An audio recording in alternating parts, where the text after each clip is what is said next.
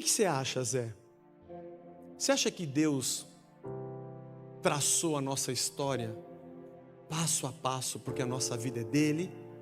Ou ele deu liberdade para a gente escolher? Porque tem hora que eu meto os pés pelas mãos, faço cada burrada e eu tenho certeza que fui eu que fiz aquilo, porque eu fiz tudo errado. Tem hora que eu faço e dá certo e eu tenho orgulho porque eu acho que fui eu que fiz. E tem hora que eu não tenho o que fazer e as coisas acontecem, eu tenho certeza que foi Deus. Mas mesmo quando eu faço certo, eu não sei se fui eu ou que foi Deus, se foi Deus. O que você acha, Zé? Eu vou dizer para você o que eu acho.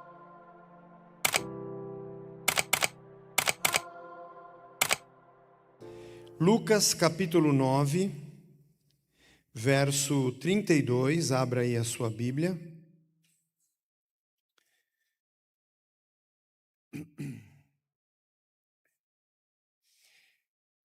Eu vou só fazer aquele rápido preâmbulo.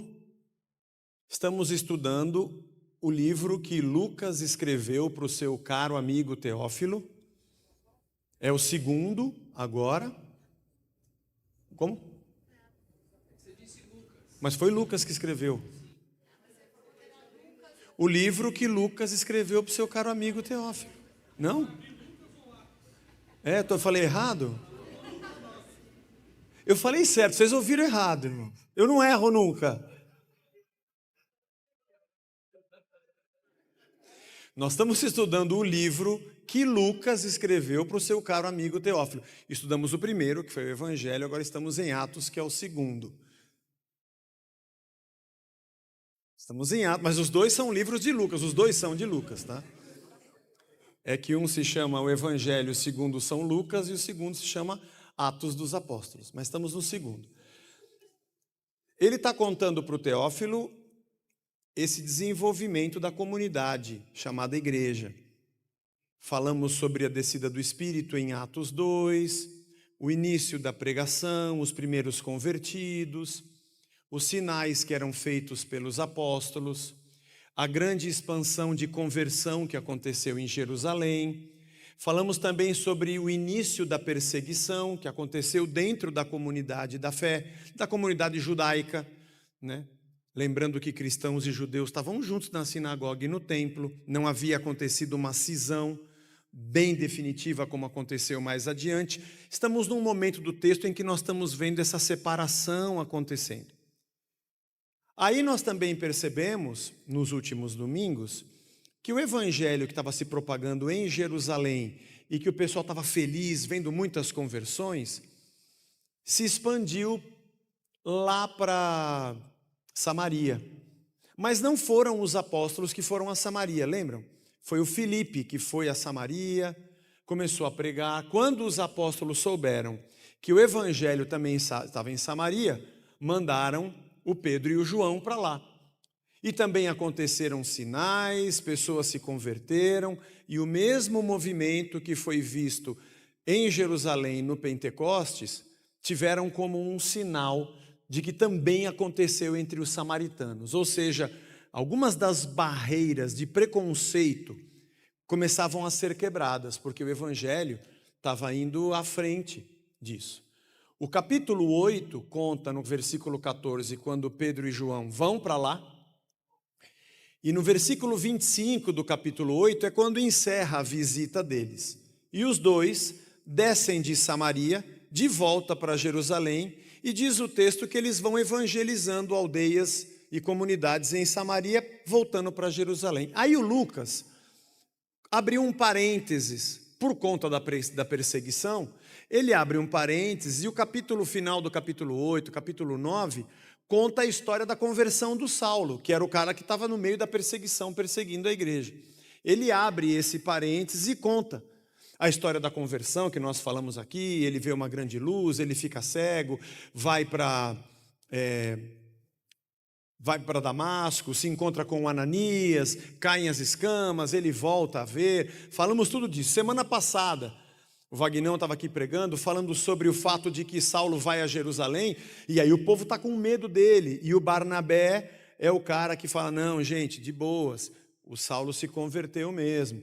O mesmo Barnabé que apareceu lá no final do capítulo 4, que vendeu o campo, depositou tudo aos pés dos apóstolos, um homem temente a Deus.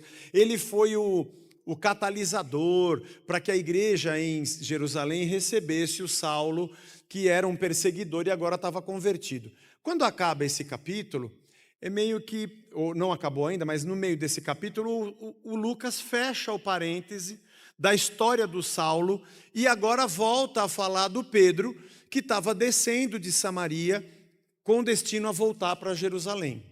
E é onde nós nos encontramos agora. Versículo 32 de Atos 9. Pedro e seus companheiros estavam... É isso mesmo? Ô, irmãos, desculpa. Eu falei uma coisa, olha só, estou confuso mesmo. Eu abri Lucas e não Atos.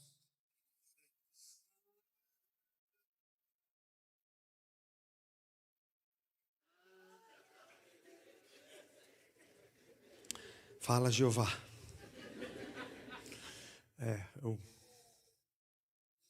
O interessante é que o Pedro também está no outro texto de Lucas, então é quase que eu se confundi mesmo, hein?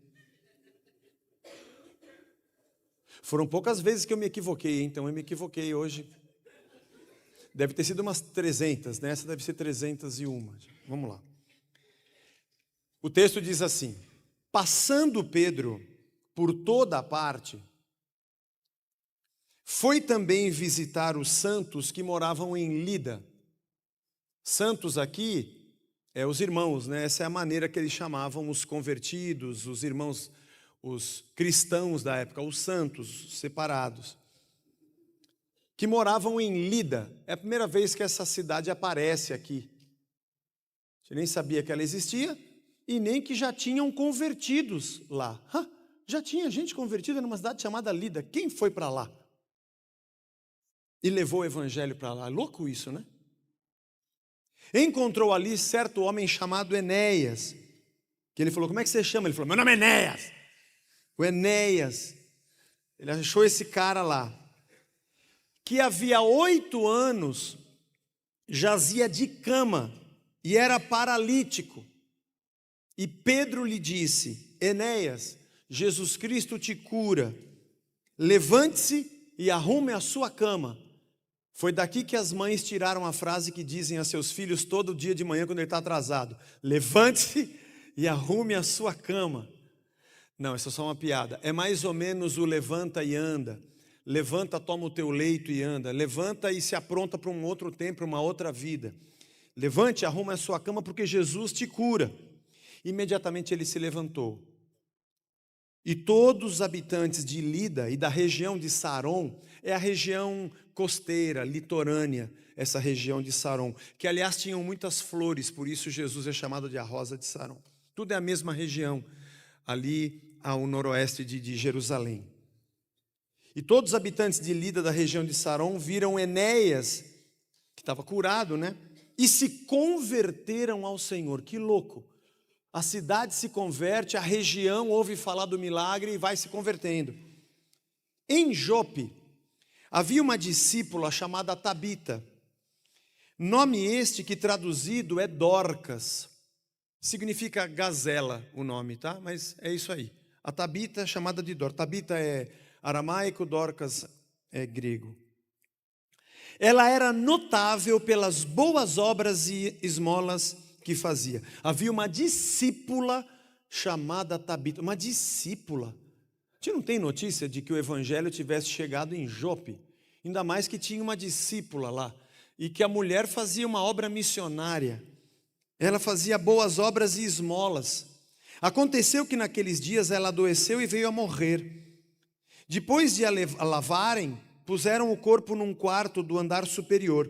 Como Lida fica perto de Jope, os discípulos, então tinha mais discípulos lá, tinha mais gente que era seguidora de Jesus em Jope. Ouvindo que Pedro estava ali, a notícia do que aconteceu com Enéas se espalhou. A distância de Lida até Jope é coisa de 18 quilômetros, é perto, é uma caminhadinha. Ouvindo que Pedro estava ali, enviaram-lhe 2 homens com o seguinte pedido: não demore em vir até nós, estamos precisando que você vá até Jope. E Pedro se aprontou e foi com eles. Quando chegou lá, Eles o levaram ao quarto do andar superior. Todas as viúvas o cercaram chorando e mostrando-lhe túnicas e vestidos que Dorcas tinha feito enquanto estava com elas.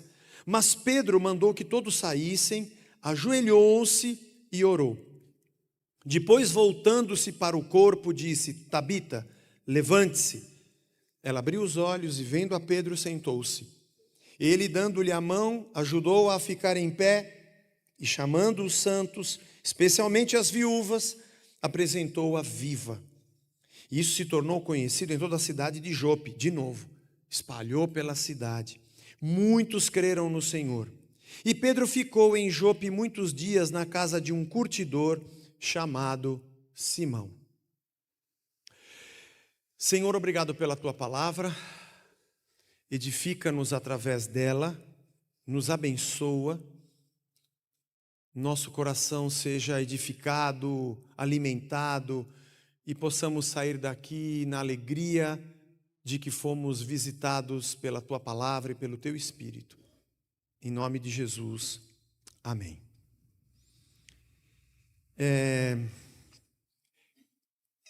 Nós costumamos ler os textos e quase sempre nós somos levados a entender ou tentar achar qual é a chave, qual é o foco, o que aquele texto está dizendo. No caso aqui, lendo esses dois textos, nós poderíamos dizer, bom, a pregação de hoje é sobre cura, porque o Enéas foi curado e a Tabita foi ressuscitada.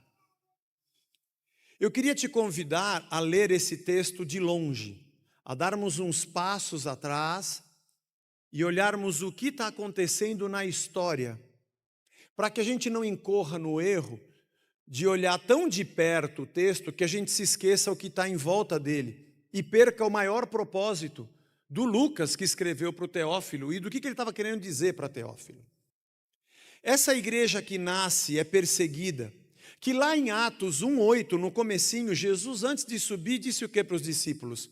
Vocês vão ser minhas testemunhas em Jerusalém, na Judéia, Samaria e vão até os confins da terra. O texto que nós temos estudado a cada domingo nos mostra que os apóstolos estavam em Jerusalém. Existem teorias, alguns teólogos que acham que eles se acomodaram em Jerusalém, a igreja explodiu, muita gente se convertendo. Veio perseguição, mas eles continuaram em Jerusalém.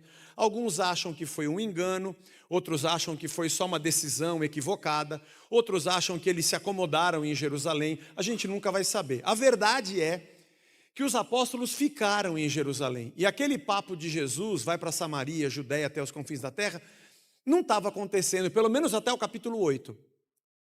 Que um cara chamado Filipe, que era um diácono, que foi instituído como diácono em Atos 6, que a gente já pregou também, vai para Samaria e começa a pregar. Gente começa a se converter, judeu tem problema com samaritano. Quando chegou a notícia para os apóstolos, em Samaria tem gente crendo lá, meu. Tem gente crendo em Cristo, então eles mandam Pedro e João, mandam os dois, né? Mandam o B1 e B2, vai os dois, vocês vão lá para resolver esse negócio. Quando eles chegam lá, eles veem que o movimento é do Espírito mesmo. Inclusive, quando eles falam de Cristo, as pessoas são cheias do Espírito Santo, do mesmo jeito que aconteceu em Pentecostes. Ou seja, caramba, o sinal que Deus nos deu de que a sua igreja, o seu Espírito, desceu na terra e inaugurou a sua igreja, está acontecendo também no meio dos samaritanos. Ou seja, não dá para a gente negar que aquilo que é da Judéia e de Jerusalém também está entre os samaritanos. Nós já passamos por esse texto. Tem o caso lá do cara que queria comprar o poder de Pedro e João, né? Para fazer milagres, tem toda aquela história. E aí o Pedro e o João descem de volta para Jerusalém. O Lucas abre o parênteses para contar a história do Paulo. E a gente agora está vendo eles quase em Jerusalém, só que o João não está mais aqui. Eu acho que o Pedro deve ter falado, eu vou ficar aqui em Lida por um tempinho. E o João deve ter dito, eu vou voltar para Jerusalém. Eu só sei que aqui agora está só o João, os dois desceram juntos, está só o Pedro, aliás. O João não está. O interessante é que na cidade de Lida já tem santos, discípulos, cristãos. A gente sempre acha que Deus se move de acordo com os nossos movimentos de fé ou os nossos mecanismos rituais de missão ou de evangelismo. Veja, eu não estou dizendo que a gente não deva cumprir a missão e nem estou dizendo que nós não devamos evangelizar, não é isso. O que eu estou querendo dizer é que quando ele passa pela cidade de Lida, já tem cristãos ali. Independente dos apóstolos terem ficado em Jerusalém, independente do Filipe ter ido lá para Samaria. Eu imagino que gente que estava no Pentecostes, pessoas que visitavam Jerusalém, porque esse fluxo era contínuo, gente que conheceu a Cristo na cidade de Jerusalém, volta para casa e vai falando de Cristo, independente de ter um diácono, de ter um apóstolo, de ter um pregador, seja lá o que for. Nós tentamos encaixotar sistemas e processos, ministério, evangelismo, missão, e não está errado a gente ter o processo e os programas e os projetos, só que a gente acha que nós estamos conseguindo engaiolar o movimento de Deus, e o evangelho não cabe em gaiolas. E o sopro do Espírito não cabe nos nossos projetos e programas. Deus foi usando gente, e já tinha gente convertida em Lida. E mais interessante, quando chamam Pedro para Jope, lá já tinham discípulos, inclusive uma mulher chamada Tábita, que tinham outras mulheres que costuravam com ela. Eu não sei que elas deviam atender pessoas pobres, carentes, alguma coisa ela fazia, e ela era uma missionária de Deus. Sem ninguém ter ungido ela, sem nada, não tinha nem igreja estabelecida, não tinha nem projeto de missão na íntegra, missão integral, não tinha nada. A mulher costurava, socorria pessoas, acho que ela era meio a líder do negócio. Recebi uma notícia que tem uma família que os filhos, nasceu a criança, não tem roupinha. Quanto que nós temos de linha, de botão, aí traz uns panos. E ela devia ser meio que a coordenadora desse negócio, de socorrer gente. Tanto é que ela morre e todo mundo está chorando pela ausência dela. Isso é muito interessante. Quando Pedro chega lá, a obra já está acontecendo. Quem foi que me disse que Deus depende de mim para que alguma coisa aconteça? O evangelho existe antes de eu nascer e vai continuar depois que eu morrer. O Deus eterno é eterno antes da gente existir e depois que a gente deixar de existir. E quem foi que colocou na nossa cabeça que o que falta é o nosso plano e o nosso projeto? Eu não estou dizendo que ele não deve existir. Eu estou dizendo que eu não posso pensar que Deus depende de mim para fazer o que ele tem que fazer. Ele é muito maior do que nós. É por isso que a gente se frustra quando fazemos planos e projetos e eles não dão certo. Aí a gente vai reclamar com Deus e fica desesperado, achando que Deus está desesperado porque o nosso projeto não está dando certo. Sendo que Deus não precisa de nenhum projeto nosso. Ele faz o que Ele quiser fazer, na hora que Ele quiser fazer, no tempo que Ele quiser fazer, para nos edificar, porque Ele é Senhor sobre nós. O movimento do reino de Deus não aconteceu depois que nós planilhamos departamentos e ministérios. Ele existe antes da gente existir. Aliás, nós só podemos fazer essas coisas porque o movimento de Deus já está acontecendo. O mais interessante é que o Filipe vai até Samaria, prega. O Pedro e o João vão até lá para ver o que está acontecendo, veem que é de Deus, descem evangelizando, passam por Lida, o Pedro, e vê que ali já está o evangelho. Olha que coisa interessante. Isso aqui é muito misterioso. Eu estou lendo o texto de longe agora, tá? De longe. Deus havia dito que o seu evangelho estaria em Jerusalém, na Judéia, em Samaria e até os confins da terra. Samaria já tinha sido alcançada por Filipe, Jerusalém também. Mas o fato dele parar, não sei por que ele escolheu parar em Lida, mas ele parou. Eu só posso imaginar que Deus estava conduzindo Pedro. E ele encontra um cara chamado Enéas, e quando ele leva a cura para Enéas, a cidade inteira se converte. E a região da cidade também se converte, que era Saron ou Sarona. Também se convertem, a ponto da notícia se espalhar até Jope, que fica a 18 quilômetros. E não é que bem naqueles dias, a mulher chamada Tabita ou Dorcas, morre. E todo mundo está sabendo que o Pedro, o apóstolo Pedro, está em Lida. Dá um pulinho lá, é coisa de 18 quilômetros, 20 minutos de caminhada. Manda ele vir aqui. Mas que coincidência, ela morreu exatamente no dia em que ele estava em Lida e que tinha um Enéas há 8 anos de cama. E bem quando Pedro está lá, ele é curado e aquilo tudo acontece, e a notícia chega até Jope, e ele vai até lá. Quando chega lá, as mulheres vêm com as roupas na mão, olha o que ela fazia. E eu acho que o Pedro ficou tocado com aquilo, porque ele pede para todo mundo sair, ele se ajoelha e ora. Ele se ajoelha, ora, e eu tenho, como você acha, quase certeza de que ele falou: Senhor, o que eu faço aqui? Eu estou tocado porque essa mulher partiu. Eu nem sei o que dizer para essas pessoas. Eu faço uma celebração fúnebre e Deus deve ter respondido: fala para ela levantar. O Pedro levanta e fala: ô Tabita, levanta. E a mulher ressuscita. E o texto diz que essa mulher ressuscita e a notícia espalha, e também na cidade de Jope, um monte de gente se converte. E eu vou te dizer que Lida é uma cidade pequenininha, Jope já é maior, a notícia vai espalhar mais, não é tema de hoje, mas a notícia chega até em Cesareia, que tinha um centurião romano chamado Cornélio, que também manda chamar Pedro, por um outro motivo que a gente vai entrar semana que vem na história do Cornélio.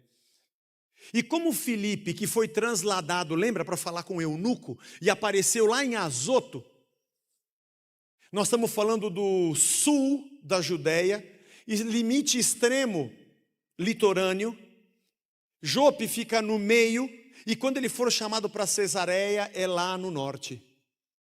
Ou seja, o evangelho que estava em Jerusalém e o evangelho que foi para Samaria, agora Deus estava empurrando e soprando para os limites da Judéia.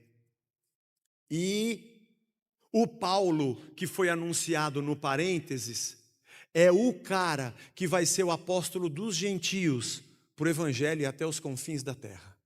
Não tem como Pedro, João, os apóstolos, por mais projetos e planos que eles pudessem fazer, ser uma coisa tão certa, uma engenharia tão correta de uma engrenagem, que aparentemente o Pedro está descendo eu vou lá para Samaria porque o Filipe pregou lá, parece ter um problema, a gente se convertendo, eu vou lá ver o que está acontecendo. Não, você não está indo à toa, você não sabe, Pedro. Você acha que os apóstolos te enviaram e você vai lá para ver? É Deus que já está soprando faz tempo, porque vocês estão aí em Jerusalém e o evangelho quer ir para frente. Antes de você acordar e dizer que vai fazer um projeto para a obra de Deus acontecer, Ele já está te empurrando. E não foi à toa que você desceu para Jerusalém evangelizando aldeias. E não foi à toa que te deu na veneta a ideia de parar em Lida. Por que não em outra cidade? É porque ali tinha um cara chamado Enéas, e a cura dele ia abalar a cidade inteira que ia se converter. Mas essa cura iria explodir em divulgação para chegar lá em Jope. E não é à toa que aquela mulher morreu exatamente naquele dia que Pedro estava em Lida, tão pertinho. E ele chega ali e ora, e Deus fala: manda ela levantar. E aquele milagre explode em Jope, que já é um outro centro litorâneo importante, e a notícia vai bater lá em Cesareia, que a gente começa a falar domingo que vem.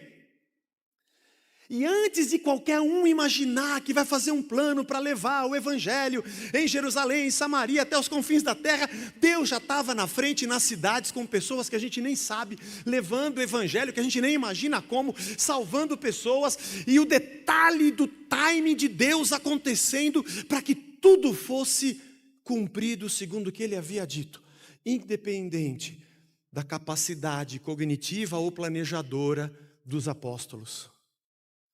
Por que você está falando isso? Porque eu estou lendo o texto de longe, gente.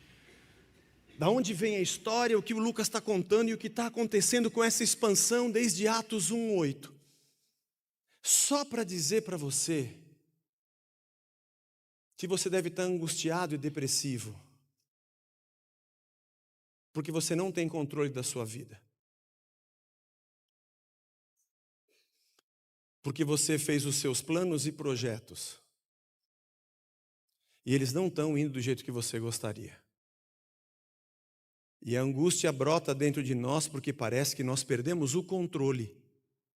Eu sempre brinco quando conto essa historinha, quando meus filhos eram pequenos, eu comprei o primeiro videogame para o Luca. Ele devia ter uns, 4 ou 5 aninhos.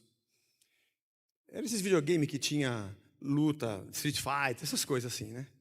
E o Guilherme tinha 2 anos. Só podia jogar 2 pessoas, eu e o Luca, né? Mas ele queria jogar, e ele não sabia jogar. Ele entrava, perdia e chorava. Aí tinha que começar, e o jogo dele terminava em 2 segundos, né? E o nosso demorava para acabar.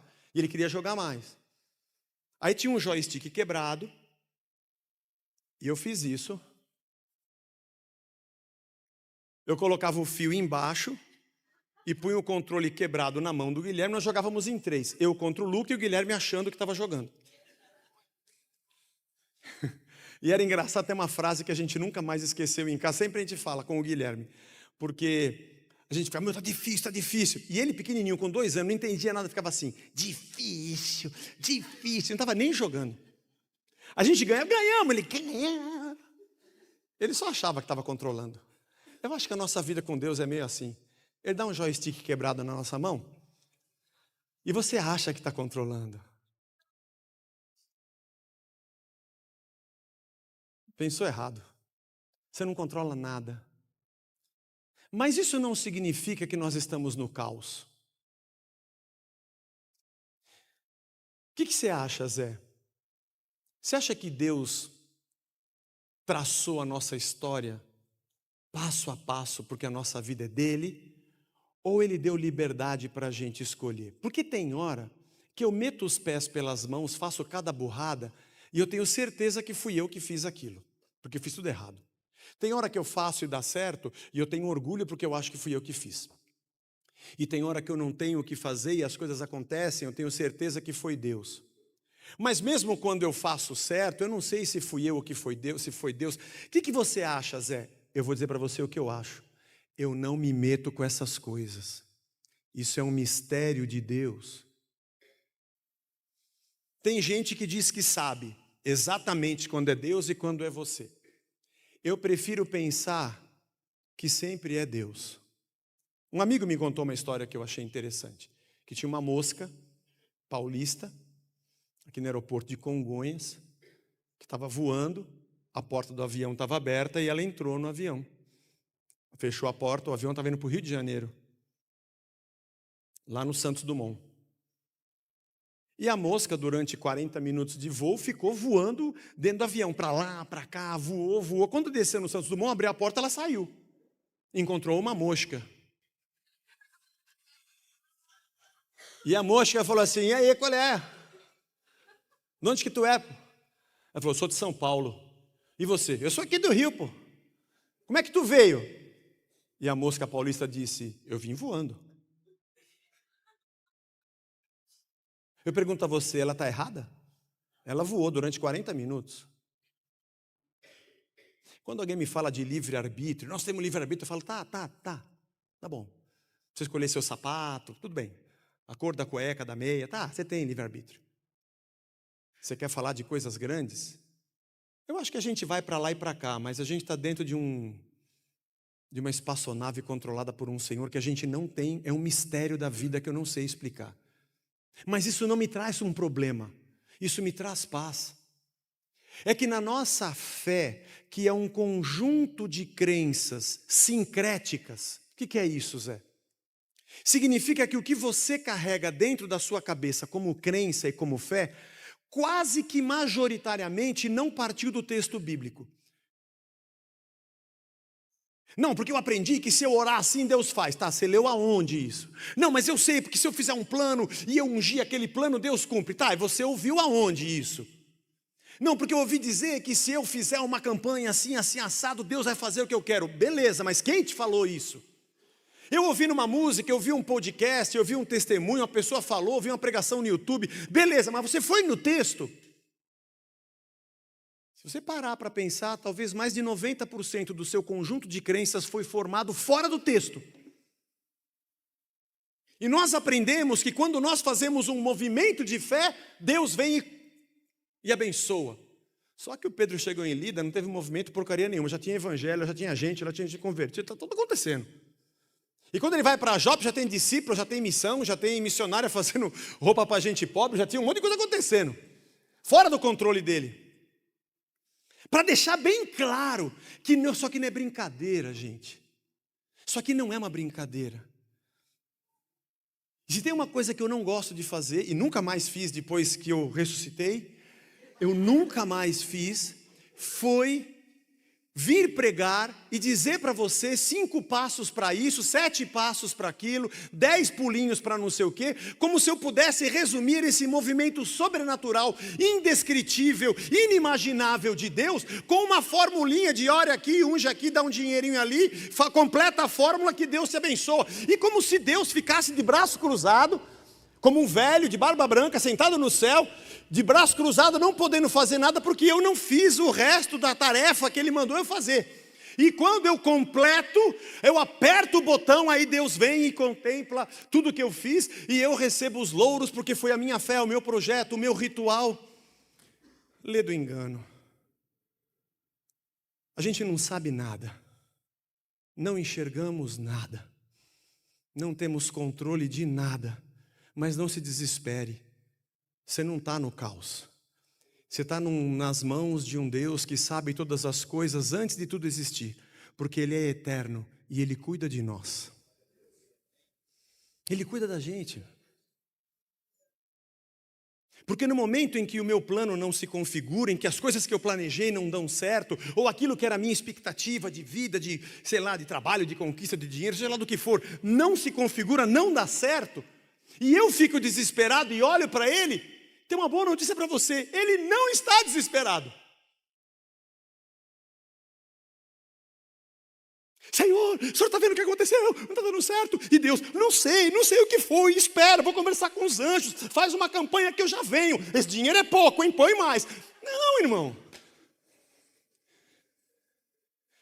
Eu acho que quando eu determinei o plano da minha vida, eu apresentei para Deus como oferta especial, e Deus olhou do céu e disse, rapaz, que plano incrível, eu jamais teria pensado numa coisa como você fez agora. Aí Ele vira para os anjos do céu e fala, para aquele plano que eu fiz, pode parar, olha o dele, pelo amor de mim, pelo amor de Deus, sei lá, olha o que ele fez, olha o plano dele. Ó, vai valer o seu, tá? Eu vou abençoar o seu ministério, eu vou tornar o seu nome grande, porque você está fazendo o seu plano. Quando Ele disse isso para Abraão, não é porque Abraão tinha um grande plano, é porque ele foi obediente ao plano de Deus. Deixa eu sair um pouco da distância e ir para a proximidade. Você acha que foi Pedro que promoveu a cura dessas pessoas? Tipo assim, recebi o dom. Pronto, eu posso curar. Enéas, levanta e arruma a cama, hein? E não é só a mãe que fala isso, a esposa também fala isso para o marido. O resto da vida, ela vai falar isso o resto da vida. Só que para o marido ela fala, me ajuda a arrumar a cama, porque é maior. Por que para a Tabita ela não falou arruma a cama? Porque foi o filho dela ou o marido que arrumou. Está vendo? Você está vendo? Ele chega para a Tabita, manda o pessoal sair e ele se ajoelha e ora. Ele se ajoelha e ora. Eu entendo que Pedro estava buscando o entendimento do que estava acontecendo. Por que eu vim parar aqui no dia desse velório? Eu estava em outra cidade com a maior festa, Deus me trouxe para um velório agora. E eu tenho certeza que foi Deus que disse para ele, levanta e manda ela ressuscitar. O movimento de Pedro, no caso de Tabita, não foi o plano de Pedro para curá-la, pedindo para que Deus obedecesse. Foi Deus dizendo a Pedro, ela vai ser curada, obedeça-me. Nós achamos que o nosso plano vem antes do movimento de Deus. Foi Deus que disse, Pedro, manda essa mulher levantar, porque eu estou agindo aqui. E você pode dizer, mas lá na casa do Enéas não foi assim, Zé. O Pedro entrou no quarto e já falou, Jesus te cura. Mas a gente está lendo o texto bem de perto, né? Então deixa eu ler o texto bem de perto. No original, no grego, esse texto não está escrito na voz, ou melhor, o verbo não está conjugado no imperativo. Pedro não está ordenando o Enéas a levantar. Não, Zé, não. Ele está no presente do indicativo, voz média passiva, que é Jesus está curando você. Porque para o grego não existe o presente do indicativo como o nosso. Por exemplo, Você está no almoço, você fala, eu como. Eu como é o verbo comer no presente de indicativo conjugado na primeira pessoa do singular. Eu como. Para o grego não tem isso. Eu como. Tipo assim, agora, eu como. Porque na cabeça dele não tem agora. Porque se eu falar para você, ó, quer ver, ó, vou fazer um teste agora, não tente fazer em casa, tá? Mas presta atenção, ó. 1, 2. Agora. Já foi, você viu? Ó. 3 segundos. O agora já não é mais agora, porque tem outro agora. Agora tem um outro agora. Vou falar de novo, você quer ver? Ó? Não tente fazer em casa. Vou enganar o tempo. Agora! Já foi também, ó. Não tem mais agora. Para nós, na nossa língua portuguesa, o presente do indicativo é uma coisa pontual, mas o pontual não existe. Na cabeça grega, o presente do indicativo é um gerúndio. Não tem eu como. Nós traduzimos para a nossa língua, eu como, mas para o grego é eu estou comendo. Porque eu estou comendo. Como. Porque eu estou comendo. É uma continuidade. Quando Pedro entra no quarto do Cornélio e ele fala, Jesus te cura, não é uma ordem imperativa. É um presente dedicativo, ou seja, Jesus está te curando. O Pedro não teve uma ação de ordem para Enéas. Ele teve uma constatação do que Jesus estava fazendo. A diferença que eu enxergo no texto é que quando ele entra na casa do Enéas, imediatamente ele tem o discernimento de que Jesus o estava curando e diz, ele só diz o que Deus está fazendo. Jesus está te curando, levanta. Quando ele vai para a casa de Tabita, ele não tem isso a princípio, porque ela não estava doente, ela estava morta, né? Epa, agora é mais complicado. Ele ajoelha e ora. E Deus fala, manda ela levantar. Porque tudo é Deus. Não é você, não sou eu. E o dia que eu achar que sou eu caí num laço e vou me destruir. É Deus. O Teófilo, disse Lucas. Os apóstolos estavam em Jerusalém e foram para Samaria porque o negócio aconteceu sem eles lá. Quando Pedro desceu, achou que estava andando a esmo, foi parar na cidade que Deus queria que ele parasse. Para ele parece que foi só uma decisão, mas tinha Deus por trás de tudo aquilo. O fato de entrar na casa do Enéas no dia em que Jesus estava dizendo, eu estou curando esse cara, e foi você que deu a notícia para ele. Para que meu nome fosse pregado, a cidade se convertesse, a notícia se espalhasse lá para Jope, porque lá em Jope tem uma mulher que está morta, e você vai lá e eu vou te dizer, ela vai ressuscitar. É que a notícia de Lida talvez não chegue em Cesareia, mas a de Jope vai chegar, porque lá tem um cara que é romano, que domingo que vem, não perca, o próximo capítulo. E meu evangelho vai para os confins da terra. Eu estou levando a minha história. Eu sei que você deve estar preocupado. Eu também fico. Eu sei que a gente se abate.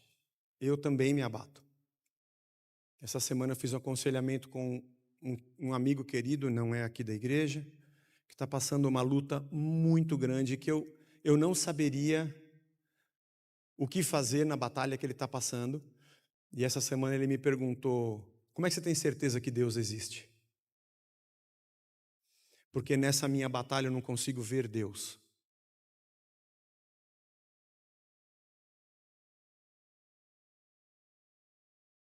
Eu não sei explicar para alguém sobre como eu posso provar a existência do inexistente. Porque quem existe somos nós, Deus é a existência. Mas uma coisa eu sei, se eu der uns passos para trás e olhar para tudo que Deus tem feito, e der uns passos bem para frente e ver a minúcia do que Ele está fazendo, eu vou perceber que o problema não é se a minha situação fugiu do controle ou não. A prova da presença de Deus na minha vida não está baseada no controle que eu tenho das situações, não está baseada no tamanho da dor que eu sofro e nem no tamanho da alegria que eu festejo, mas está baseada no fato de que eu compreendo que a minha história está na mão dEle e que ainda que eu não tenha explicação e meus planos e projetos não andem como eu desejava, eu deposito nele a minha confiança, porque ele enxerga mais do que eu, Ele me conhece mais do que eu. A minha vida está nas mãos dele. Hoje, no agora, talvez eu não enxergue. Mas o Lucas, que mais de 30 anos depois desse fato ter acontecido, escreveu a história para o Teófilo, pôde olhar bem de longe e falar: olha o que aconteceu durante todos esses anos na história do Pedro, do Paulo. Talvez eles não tivessem uma explicação própria para o tamanho da perseguição, como é que Saulo se converte, como é que Estevão é apedrejado, daqui a pouco o Tiago, irmão de João, vai morrer. Como o evangelho se espalha. Hoje a gente olha a história e fala: caramba, Deus estava conduzindo tudo isso aqui. Na hora, lá dentro, você não vê. A única coisa que eu posso dizer para você: serenidade. Respira fundo. Levanta amanhã, continue crendo e siga. Porque nem o agora a gente consegue segurar para continuar sendo agora. Ele vai embora. E nós não conseguimos ler a mente de Deus. Quem conheceu a mente do Senhor? Ou quem foi o seu conselheiro? Ou quem pode dizer que deu primeiro a ele para depois ser abençoado? Dele, por ele, para ele são todas as coisas. Eu não sei explicar por que você está passando o que você está passando, mas eu consigo te explicar quem é o Senhor que está com você no meio do que você está passando. E que amanhã eu vou olhar para trás e vou ter compreendido mais o meu Deus e a minha vida nas mãos dele, independente do que eu esteja passando. A vida não é fácil e nem sempre tudo dá certo. Mas eu não preciso que essa vida dê certo. Eu só preciso que a minha relação com Deus esteja certa, porque para o lugar certo Ele já está me levando. O problema não é se eu vou conseguir transformar esse mundo num lugar perfeito. Eu não vou. Somos afetados pela maldade que nos cerca também. O problema é se o verdadeiro lugar habita aqui. Não é saber se eu vou conseguir colocar ao meu redor as coisas que me trazem paz, mas é saber se o reino de Deus, que é um reino de paz, já mora aqui. Porque essa é a paz que excede todo o entendimento. É a paz que se localiza dentro de mim, mesmo que tudo esteja em guerra, e ninguém entende. Sem entendimento dizem: como é que você está em paz se a sua vida ao redor está uma guerra? É porque eu sei em quem tenho crido, estou bem certo que Ele é poderoso, e a minha vida está nas mãos dEle. Tem dia que eu acho que sou eu e não sou. Tem dia que eu acho que é Deus e sempre é Ele. Que Deus nos abençoe. Essa história, esse trecho da história do Lucas para o Teófilo é bastante significativo. Você entende, Teófilo? Não era sobre Pedro. Não, o centro da história não são as curas. Deus estava fazendo. E nem é o dom de cura de Pedro. Não, nem é o milagre, apesar de ter acontecido, isso ser muito bonito. Mas tinha um plano tão grande de Deus, até no meio da perseguição que aconteceu, para que esse evangelho se espalhasse. Está entendendo, Teófilo? As coisas de Deus são inexplicáveis e eu não vou ousar querer explicá-las. Mas eu descanso nas mãos de quem é Senhor da minha vida. Espero que você possa descansar nas mãos do Senhor da sua vida. O bom do tempo passar é que tudo passa, irmão. Que bom que tudo passa. E Deus é Senhor do tempo e trabalha nele. Senhor, obrigado pela tua palavra, por essa história que quando a gente lê, parece que ela fala sobre dom de cura, mas ela fala sobre algo muito maior dentro dessa história, que a gente só enxerga agora, depois, lendo tudo assim com calma, de longe, da onde a coisa saiu e aonde ela vai chegar, e perceber que o Senhor estava a cada instante conduzindo tudo, mesmo no meio da perseguição. Eu não quero tentar entender, porque é coisa grande demais para mim. Eu só quero descansar. Tem dias, Senhor, que a angústia toma a gente. Tem dias que bate um desespero, que eu quero sair de mim mesmo e queria ser outra pessoa em outro lugar. Tem dias, Senhor, que eu gostaria de ter um botão para apertar e acabar tudo. Tem dia que eu penso em acabar com a minha própria vida, porque parece que eu perdi o controle de tudo. Talvez é porque eu tenha muita fé em mim mesmo, no meu controle e nos meus planos. Me ajuda a entender, Senhor, que o Senhor é maior, que a minha vida está nas tuas mãos. Independente do que eu faça dentro desse avião, é o Senhor que está me conduzindo para onde o Senhor quer. Ajuda, Senhor, a cada um de nós aqui e nos ensina a saber esperar o teu tempo. Porque no mundo que a gente vive tudo é tão rápido que a gente não consegue parar e esperar. Nos ensina a te ouvir. Nos ensina pacientemente a observar o movimento no meio da guerra para notar o teu movimento na nossa vida. Nos dá um dos dons talvez mais importantes, Senhor, de discernimento de espíritos. Para a gente discernir que mesmo no meio dessa batalha toda não é o diabo que está no controle, mas o Senhor é soberano sobre tudo. Nos ajuda a sofrer a dor no meio da dor. E não nos esquecermos que Tu és Senhor. E nos ajuda, Senhor, a saber festejar no dia da alegria, para a gente não te esquecer e achar que tudo é por nossa causa. Que sempre é o Senhor. Isso nos amadureça, nos fortaleça, nos abençoa, abençoa os meus irmãos, Senhor. Coloca a paz que excede todo entendimento dentro de cada um de nós, nos cura e nos liberta dessa necessidade de que tudo esteja do jeito que a gente acha que tem que estar.